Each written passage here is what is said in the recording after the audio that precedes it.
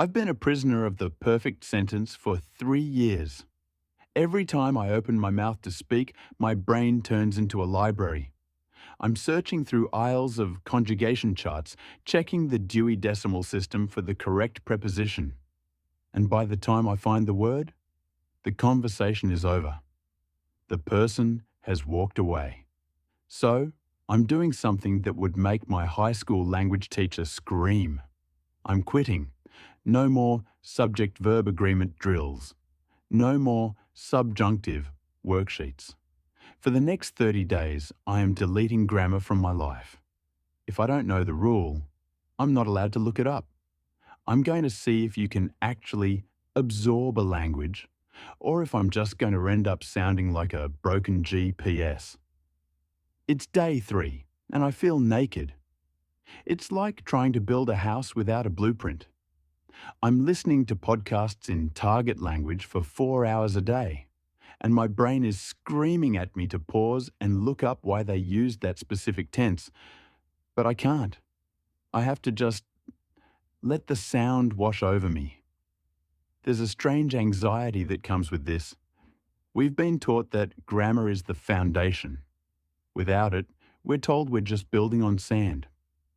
But today, something weird happened. I heard a phrase, literally just a sound, and I knew exactly what it meant without translating it. I didn't know the grammar behind it, but I felt the meaning.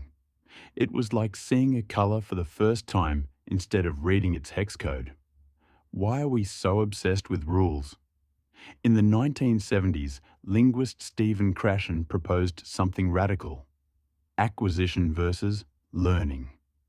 Learning is what happens in a classroom. It's conscious, it's clinical, and it's slow. Acquisition is what a child does. They don't study past participle. They just hear their parents talk until their brain maps the pattern. I've spent years learning. Now I'm forcing acquisition. But here's the problem. I'm not a child. My adult brain wants logic. It wants a cage to put the words in. This week, the hardest part isn't the language, it's the ego. I have to be okay with sounding like a toddler. Day 18.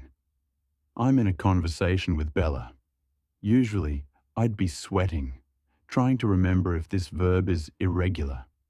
Today, I just threw words at them like handfuls of spaghetti. And you know what? It stuck. We talked for 40 minutes. I made probably 200 mistakes. I used the wrong gender for every noun. But we laughed. We connected. I realized that grammar is a polishing tool. You don't polish a car before you build the engine. My engine is the vocabulary and the courage to be wrong. For the first time, I'm not worried about being correct. I'm worried about being understood. Day 30.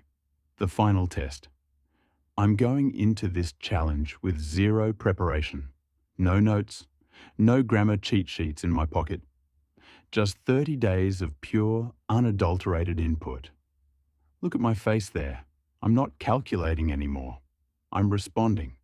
My brain has stopped being a library and started being a mirror.